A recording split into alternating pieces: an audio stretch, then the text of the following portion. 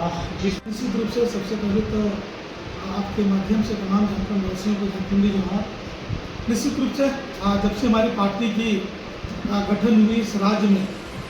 निरंतर आपकी विकास पार्टी का देख रहे हैं कि आए दिन किसी न किसी जिला का मामला हमारे तक पहुंच रही है और हमारी तरफ से आपकी विकास पार्टी की तरफ से त्वरित कार्रवाई करते हुए चाहे जिला की कोई भी क्षेत्र का मामला हो, चाहे डीएम से बात हो, चाहे हमारे एसपी से बात हो, एसडीपीओ से बात हो, थाना प्रभारी हो, सीओ हो, एसडीओ हो, एनीबॉडी तमाम अधिकारियों से जब भी जिस मामला भी आती है तुरंत संपर्क करते हैं और त्वरित कार्रवाई करते हुए जो उम्मीद के साथ लोग हमारे पास आते हैं उनको न्याय संगत कार्रवाई करते हुए उनको इंसाफ दिलाने की बात करते हैं। निश्चित रूप से अभी कल ही हमारे पास डुमरी विधानसभा के जहाँ से विधायक है जयराम कुमार महतो, उन्हीं के क्षेत्र से एक मामला आता है डेगन मियाँ का, जो डेगन मियाँ के 1963 में इनको सरकार के द्वारा से बंदोबस्ती दी जाती है और उस पर अपना घर वो बनाते हैं, रहते हैं, लेकिन कुछ 3 माह पहले वो अपनी बाउंड्री को कार्य करते हैं और वहाँ पर कुछ असामाजिक तत्व के लोग आकर उनके साथ हाथापाई में विवाद करते हैं। उसमें कोई जिला परिषद है, मैं उनका नाम नहीं जानता हूँ, हमें पूछना मुनासिब भी नहीं समझा और उन लोगों ने आगे काम रुकवा कर एक अलग रूप देना चाहते हैं। तो तुरंत हमने वहाँ के सीओ से बात की, थाना प्रभारी को मैंने फ़ोन लगाया निमियाघाट थाना को, लेकिन उनका फ़ोन नोटिसेबल आ रहा था। तो सीओ ने तुरंत आश्वासन दिया कि आप उनको तुरंत हमारे पास भेजिए। तो आज सडनली डेगन मियाँ के परिवार और डेगन हमारी पार्टी के कुछ लोग सीओ के यहाँ गए और उसको आश्वासन दिया कि आपके साथ इंसाफ होगा निश्चित रूप से। और हमारी साफ साफ कहना है कि अगर किसी को अगर दबाया जाएगा और अगर हमारे मजलूमों पर, गरीबों पर, झारखंडियों पर अगर कोई शोषण करेगा तो आपकी विकास पार्टी खामोश नहीं बैठेगी। सड़क से लेकर सदन तक हम आंदोलन करने के लिए हमेशा तत्पर रहते हैं। और जो परिवार से बात हुई थी और वो काफ़ी दिन से परेशान थे, हताश थे, तो उन्हें हमें हमारी पार्टी पर हम पर उम्मीद लगा। फ़ोन के माध्यम से बात हुई, वो बगोदर के रहने वाले हैं और अशोक कुमार राणा, इनका कहना है कि 1968 में इनकी खतियान की ज़मीन थे और इन्होंने अपना गोतिया से, अपना चचा से 1968 में इन्होंने केवाला लिया और तब से लेकर 2016 से 1969 से लेकर 2016 तक लगातार उनकी रसीद कटती गई, मोडेशन हुआ और जब वो ऑनलाइन कराने जाते हैं तो सीओ उनको कुदाते वहाँ से। हमने तुरंत उन परिवार से हमने कहा कि ठीक है, हम तुरंत हमने बोकारो बगोदर जिला के हमारे एसडीपीओ साहब से, वहाँ के एसडीओ से, थाना प्रभारी से, सीओ से मेरी बात हुई कि निश्चित बताइए भाई कि ये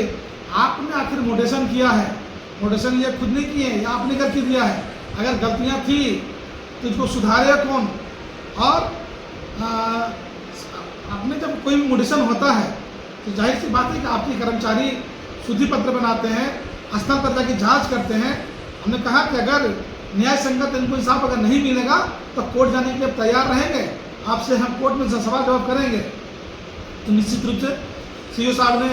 हमें जरूरी कहा कि ठीक है उनको भेजिए। फिर हमने थाना प्रभारी से बात किया, थाना प्रभारी ने कहा कि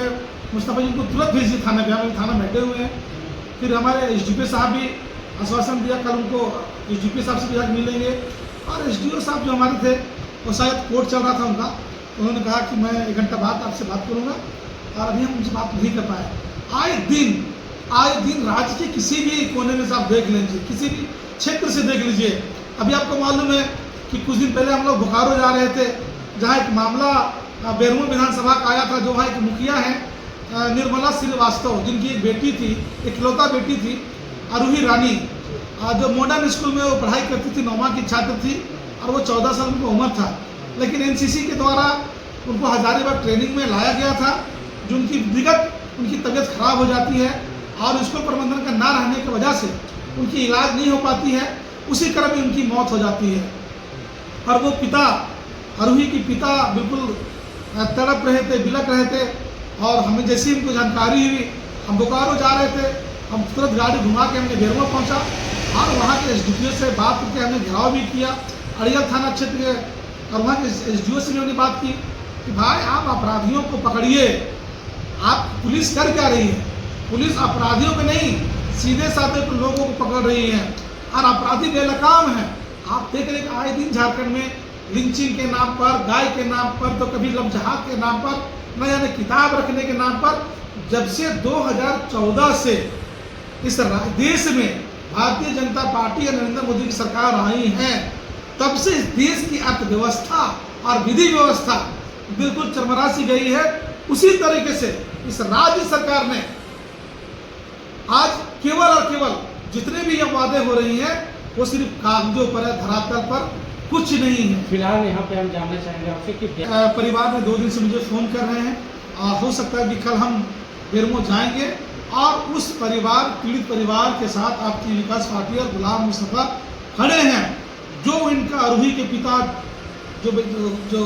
स्वर्गवास हो गई हैं, निश्चित रूप से उनका पिता जो जिस तरीके से कहेंगे आपकी विकास पार्टी उसी तरीके से उनका काम करेंगे और उनके कंधे से कंधे मिलाकर हम साथ चलने के बाद वचन दिया है।